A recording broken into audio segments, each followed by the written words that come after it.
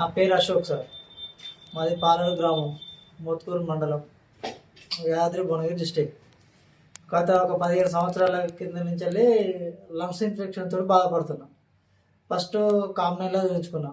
అక్కడ మన నాగరపల్లి కామని, అక్కడ అంతంత మాత్రమే జరిగింది. అట్లా ఒక 2-3 సంవత్సరాలు అక్కడ పోయినా. 2015లో స్టార్ట్ అయినా ఇట్లా ఇబ్బంది పడుకుంటా. అయిపోయినాక మళ్ళీ 2019లో సీరియస్ అయింది బాగా. మళ్ళీ కామనీకి వెళ్ళిపోయాను.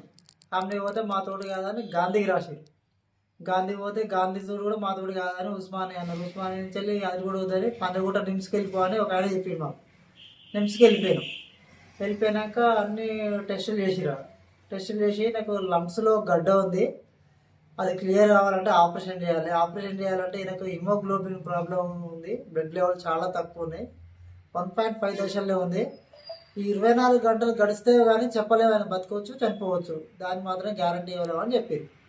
వెంటిలేటర్ మీద ఒక 15 రోజులు పెట్టుకున్నాను. హాస్పిటల్ బిల్లు 2,50,000 అయింది అప్పుడు 2019లో. దాని నుంచి మెల్లగా హిమోగ్లోబిన్ ఇంజెక్షన్ స్టార్ట్ చేసుకుంటూ వచ్చారు. అయినా ఏమో క్యూర్ అట్లే ఉంది అన్నట్టు, మనిషి సాగు కూడా బతకకుండా అట్నే కంటిన్యూగా అయ్యి వస్తున్నాం అన్నట్టు.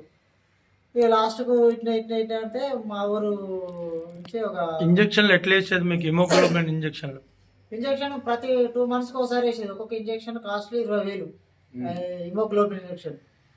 అట్లా ప్రతి 2 monthsకి ఒకసారి 2 సంవత్సరాల నుంచి వాడుతున్నా. ఎన్ని వేసేది నెలకు?